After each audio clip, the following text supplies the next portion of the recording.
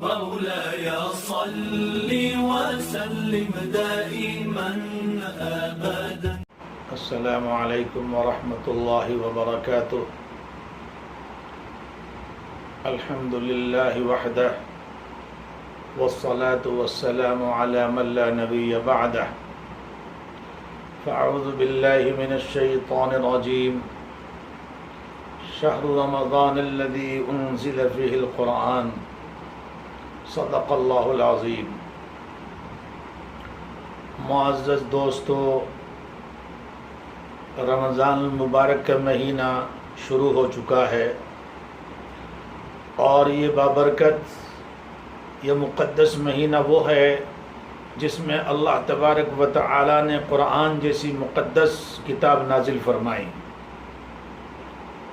قرآن کریم اللہ رب العزت کی طرف سے دستور ہے کہ زندگی کو ہمیں کیسے گزارنا ہے، تو اللہ تبارک و تعالی نے یہ دستور حیات قرآن کی شکل میں ہم سب کے پاس بھیجا ہے. تو میرے دوستو، یہ مبارک مہینہ جو بہت ہی عظمت والا اور بہت ہی مبارک اللہ رب العزت کی طرف سے گناہوں کی بخشش کا مہینہ، اس کے فضل کو حاصل کرنے کا مہینہ ہے. میرے دوستو، بہت تیزی کے ساتھ یہ مبارک مہینہ ہمارے درمیان سے گزر جائے گا اور ہمیں احساس بھی نہیں ہوگا. ایسا لگے گا کہ ابھی رمضان کا مبارک مہینہ شروع ہوا تھا اور ابھی ختم ہو گیا. ابھی دیکھیے 3-4 روز رمضان کے ہو چکے ہیں. ایسا محسوس ہوتا ہے کہ ابھی شروع ہوا ہے. ابھی دیکھتے ایسا لگے گا کہ بس رمضان کا مبارک مہینہ ختم ہو گیا. خوش نصیب ہیں وہ لوگ جو اس ماہ مبارک کو اپنے لیے سعادت مندی کا مہینہ بنا لے، اس مبارک مہینے کو اپنی بخشش کا مہینہ بنا لے. میرے دوستو، یہ مبارک مہینہ جس میں ہم نے آج اللہ کا حکم سمجھ کر کے بہت سی جائز چیزیں چھوڑ رکھی ہیں.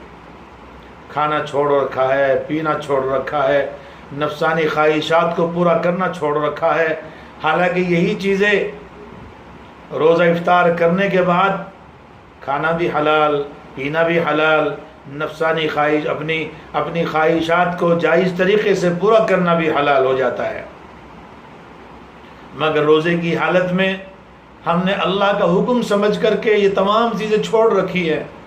میرے دوستو، روزہ ہمیں یہی سکھاتا ہے کہ آج جو بہت ساری چیزیں جو ہمارے لیے حلال ہیں، روزے سے پہلے بھی حلال تھی اور روزے کے بعد بھی حلال ہو جائیں گی اور آج بھی حلال ہو جاتی ہیں روزے کے بعد. میرے دوستو، ایک چیزیں وہ ہیں، یعنی کچھ باتیں وہ ہیں کہ جو ہمیشہ کے لیے حرام اور ناجائز ہیں.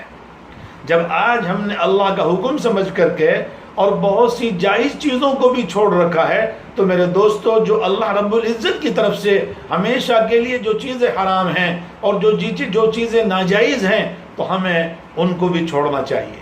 روزہ ہمیں یہی سکھاتا ہے کہ جب ہم نے بہت ساری چیزیں حلال کو چھوڑ دیا ہے، جو اللہ کا حکم سمجھ کر کے ہم نے چھوڑا ہے، تو جو چیزیں اللہ نے ہمارے لیے حرام کر رکھی ہے، جو چیزیں ہمارے لیے ناجائز کر رکھی ہے، تو میرے دوستو ہمیں ان سے بچنا ہے.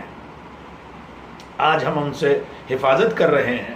آج ہم اپنی آنکھوں کی حفاظت کر رہے ہیں، اپنی زبان کی حفاظت کر رہے ہیں، اپنے کانوں کی حفاظت کر رہے ہیں، اپنے ہاتھ پیروں کی حفاظت کر رہے ہیں. یہی چیزیں وہ ہیں کہ جو ہمیں رمضان کے بعد بھی کرنا ہے. جو چیزیں اللہ تبارک و تعالی نے ہمارے لیے حرام اور ناجائز کر دی ہیں، ہمیں ان تمام چیزوں سے اپنے آپ کو بچانا ہے.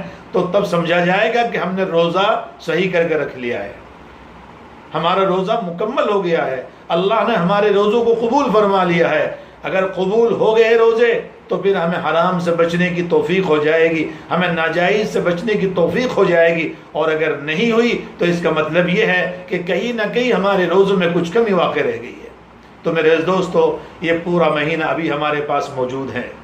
ہم اپنے اللہ سے مانگیں، اپنے اللہ کی طرف متوجہ ہوں، اپنے لیے ہدایت کی توفیق مانگے.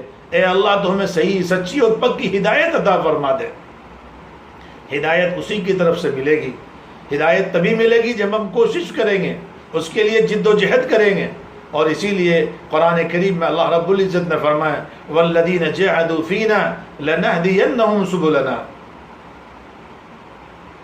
اللہ فرماتے ہیں کہ جو لوگ ہمارے لیے جد و جہد کرتے ہیں ہم ان کے لیے ضرور راستہ کھول دیتے ہیں، ان کے لیے ضرور راستہ کھل جاتا ہے۔ ہمارا اس کام کوشش کرنا ہے۔ آج ہم اپنے گھروں میں بیٹھے ہوئے ہیں اور بہت ساری جائز چیزیں ہم نے چھوڑ رکھی ہے، تو میرے دوستو ہم رمضان میں یہ طے کریں، اللہ سے یہ وعدہ کریں کہ اللہ جس طرح سے آج ہم نے تیرا حکم سمجھ کر کے بہت سی جائز چیزوں کو ہم نے چھوڑ رکھا ہے، اے اللہ ہم رمضان کے بعد ان تمام چیزوں کو بھی چھوڑ دیں گے جو تو نے حرام قرار دی ہے، جو تو نے ناجائز قرار دی ہے۔ اے اللہ ہم حلال، اے اللہ ہم حرام کے قریب نہیں جائیں گے، اے اللہ ہم گناہوں کے بالکل قریب نہیں جائیں گے۔ میرے دوستو دیکھیے ہم سفر کرتے ہیں اور سفر جب جاتے ہیں تو بہت ساری جگہوں پر بورڈ ملتے ہیں لکھے ہوئے، ساودھانی ہٹی درگھٹنا گھٹی، ساودھانی ہٹی درگھٹنا گھٹی، یعنی آپ سفر کر رہے ہیں، اگر آپ کا دل و دماغ ادھر ادھر بھٹکا تو بعض راستے سے خوفناک ہوتے ہیں کہ وہ ذرا سی چوک آپ کی جان لیوا ثابت ہو سکتی ہے۔ اسی لیے وہاں پر حکومت بورڈ لگاتی ہے کہ ساودھانی ہٹی درگھٹنا گھٹی، تاکہ ہمیں وہاں جب ہم وہاں سے گزریں گے تو ساودھان ہو کر کے گزرنا ہے کہ راستہ بڑا پر خطر ہے۔ تو اسی طریقے سے روزہ ہمیں ساودھانی سکھا رہا ہے، یہ روزہ ہمیں اللہ کی طرف متوجہ ہونا سکھا رہا ہے کہ ہم اللہ کی طرف متوجہ ہوں، ہماری زندگی کا رخ بدلے کہ یہ زندگی ایک دن ختم ہو جائے گی۔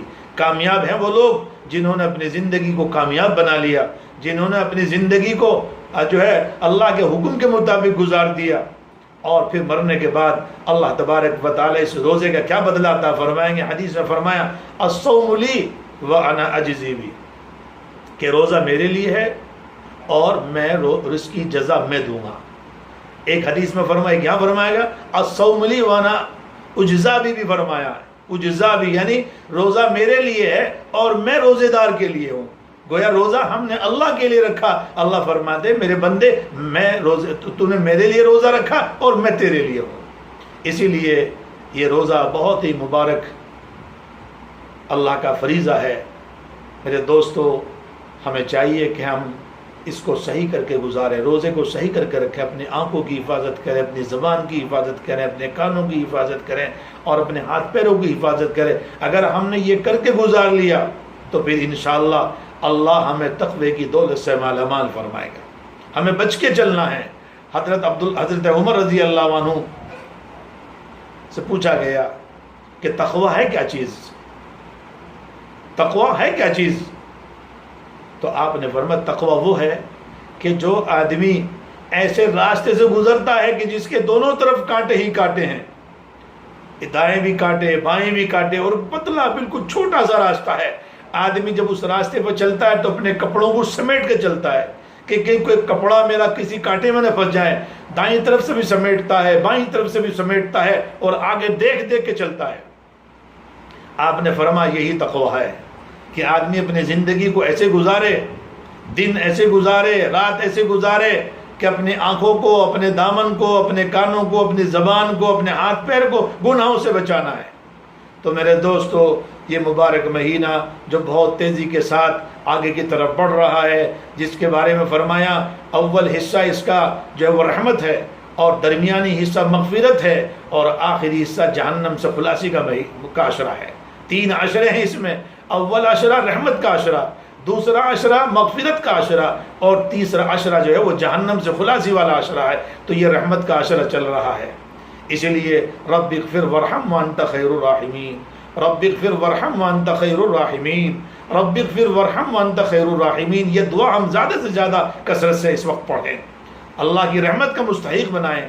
جب اللہ کی رحمت ہمارے اوپر برسے گی، اللہ کی رحمت تو برس رہی ہے، مگر ہم اپنے آپ کو اس رحمت کا مستحق بنائیں۔